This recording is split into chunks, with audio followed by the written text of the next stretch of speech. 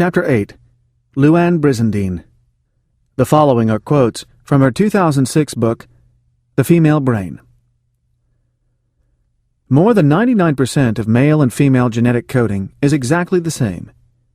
Out of the 30,000 genes in the human genome, the variation between the sexes is small. But those few differences influence every single cell in our bodies, from the nerves that register pleasure and pain to the neurons that transmit perception, thoughts, feelings, and emotions. Just as women have an 8-lane superhighway for processing emotion, while men have a small country road, men have Chicago's O'Hare Airport as a hub for processing thoughts about sex, whereas women have the airfield nearby that lands small and private planes. That probably explains why 85% of 20 to 30-year-old males think about sex every 52 seconds, and women think about it once a day, or up to every 3 or 4 hours on their most fertile days. This makes for interesting interactions between the sexes. In a nutshell, men and women experience the world differently thanks to each gender's vastly different exposure to sex hormones. Books in a similar vein. Alfred Kinsey's Sexual Behavior in the Human Female. Anne Mois and David Jessel's Brain Sex. Steven Pinker's The Blank Slate. Gail Sheehy's Passages. And Robert E. Thayer's The Origin of Everyday Moods. As a medical student, Louann Brizendine was aware of conclusive studies done around the world showing that women suffer from depression at a ratio of 2 to 1 compared to men. Going through college at the peak of the feminist movement, along with many others, she believed this was the result of the patriarchal oppression of women. But it came to her notice that, up until puberty, depression rates between boys and girls are the same. Could the hormonal changes to girls in their early teenage years, she wondered, make them suddenly more prone to getting depressed? Later, as a psychiatrist, Brizendine worked with women suffering from the extremes of premenstrual syndrome, and was struck by the extent to which the female brain is shaped by dramatic changes in hormonal chemistry, driving a woman's behavior and creating her reality. In 1994, Brizendine established the Women's Mood and Hormone Clinic in San Francisco, one of the first of its type in the world. The female brain, the culmination of her 20 years of practice as a neuropsychiatrist, pulls together her own research and the latest findings from a range of disciplines. Contrasting the relative stability of male hormonal brain states with those of the female, which involve an often complex cocktail of chemicals and change dramatically from girlhood to adolescence, early adulthood, motherhood, and menopause, the book brilliantly shows why women's brain states and chemistry merit independent research, and why generalities about human behavior usually relate to male behavior. The female brain includes fascinating chapters on the female brain in love, the neurobiology of sex, the mommy brain, how a woman's thinking changes according to altered brain chemistry in pregnancy, and the mature female brain, post-menopause. We focus here on some of Brizendine's insights regarding the infant and pubescent female brain. Basic differences. Even taking into account differences in body size, Brizendine notes, the male brain is about 9% larger than the female. This fact was once interpreted as meaning that women were not as smart as men. In fact, women and men had the same number of brain cells, but women's are more tightly packed into their skull. In the areas of the brain dealing with language and hearing, women have a full 11% more neurons than men, and the part of the brain associated with memory, the hippocampus, is also larger in women. The circuitry for observing emotion on other people's faces is again larger compared to the male. In relation to speech, emotional intelligence, and the ability to store rich memory, therefore, women have a natural advantage. Men, on the other hand, have more processors in the amygdala, a part of the brain regulating fear and aggression. This perhaps explains why males are more likely to anger quickly and take violent action in response to immediate physical danger. Women's brains also evolved to deal with possibly life-threatening situations, but in a different way. The female brain experiences greater stress over the same event as a man's, and this stress is a way of taking account of all possible risks to her children or family unit. This is why, Brizendine suggests, a modern woman can view some unpaid bills as catastrophic, as they seem a threat to the family's very survival.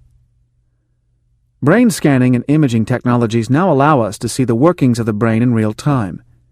They show the brain lighting up in different places, depending on whether we are in love, looking at faces, solving a problem, speaking, or experiencing anxiety.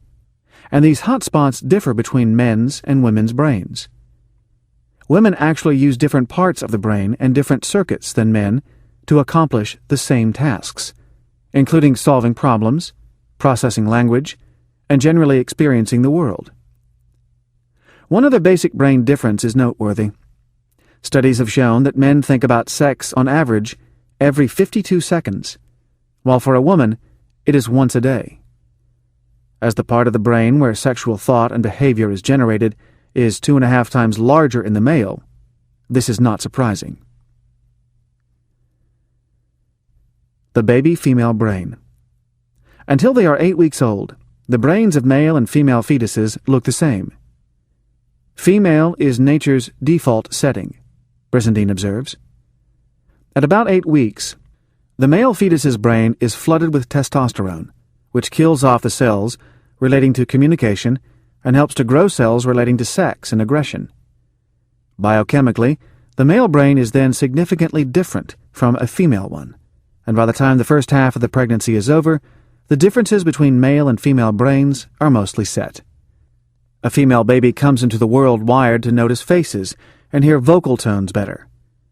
In the first 3 months of her life, a baby girl's abilities at mutual gazing and eye contact grow by 400%. In the same period, these abilities do not grow at all in boys. It is well known that girls usually begin speaking sometime before boys, thanks to the better developed language circuitry of their brains. This continues into adulthood, with women speaking on average 20,000 words a day, and men averaging only around 7,000. As Brizendine remarks, this higher ability wasn't always appreciated, with some cultures locking up a woman or putting a clamp on her tongue to stop the chatter. One other important difference in infancy is that baby girls are more sensitive to the state of their mother's nervous system. It is important that infant girls do not have mothers who are stressed out, as when the girl grows up to have children of her own, her ability to be nurturing will be reduced. However, armed with this knowledge, it is possible to break the cycle of mother-infant stress. The teen girl's brain. At puberty, a girl's thinking and behavior change according to the fluctuating levels of estrogen, one of the feel-good hormones, progesterone, the brain's Valium, and cortisol, the stress hormone, in her brain. Other important hormones produced are oxytocin, which makes us want to bond, love, and connect with others, and dopamine, which stimulates the brain's pleasure centers.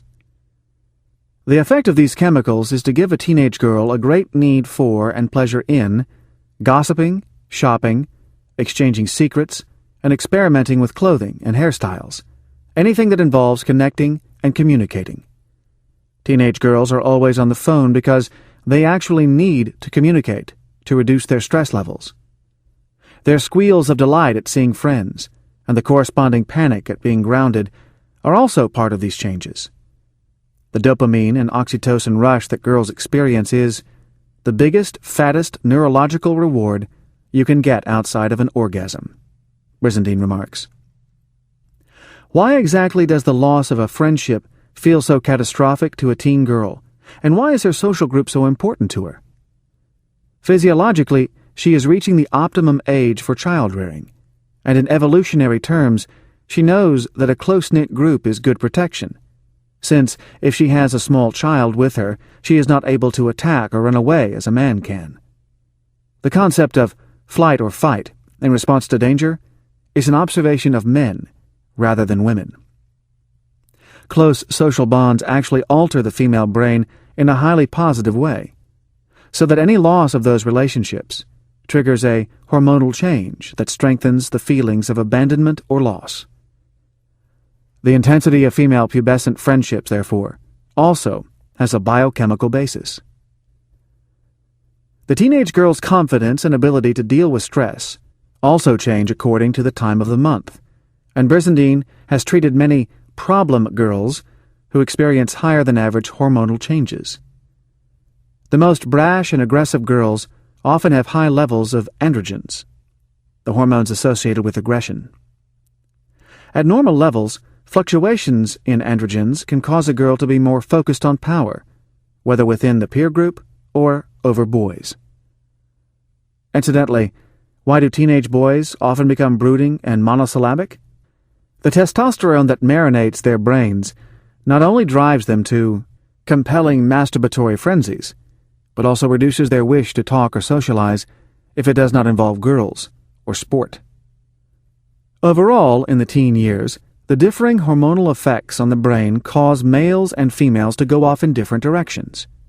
Boys gain self-esteem through independence from others, while females gain it through the closeness of their social bonds. Final comments. Brizendine began her career in psychiatric work and later moved to neurology. This perspective has made her less willing to speculate on psychological or sociological ideas that have little to do with how the brain actually works. Though clearly a feminist, she warns that political correctness has no role in understanding behavior. Yes, we may be able to alter our cultural attitudes or policies to make a better world, but first we must understand the facts about how brain biology, so different between men and women, shapes behavior. Brizendine weighs into the debate sparked by Harvard University President Lawrence Summers, who said that the differences in achievement between men and women in mathematics and the sciences was due to natural brain differences between the sexes. She notes that until puberty, boys and girls are exactly the same in mathematical or scientific achievement. However, the testosterone that floods the male brain makes boys extremely competitive, but also more willing to spend many hours studying alone or working on their computers. With a teenage girl's flood of estrogen, in contrast, a female becomes a lot more interested in social bonding and her emotional life, and as a consequence is unlikely to sit for hours alone pondering mathematical puzzles or battling to top the class. Even as adults, women are compelled by their brain chemistry to want to communicate and connect, and this favors them less for the sort of solitary work often required by mathematical, scientific, or engineering careers. Brizendine's theory in a nutshell: it is not lack of aptitude that makes women stay out of these fields, but brain-driven attitudes to the work involved. Yet, Brizendine says, biology powerfully affects, but does not lock in our reality. That is, if we know about the physiological or genetic forces that shape us, we are able to take account of them. The availability of estrogen in pill form, and the fact that we can replace hormones — the female brain includes a long appendix on hormone replacement therapy — means that women can now have more control over their daily experience of reality. Perhaps such treatments will end up having as great an impact on women's lives and destinies as the contraceptive pill did. Subtracting the copious appendices and notes, the female brain is only 200 pages long. As an enjoyable and often witty popular synthesis of the latest research on the subject, it is likely to be read for many years to come. With many additional insights into the male brain, this is a book for everyone. Louann Brizendine.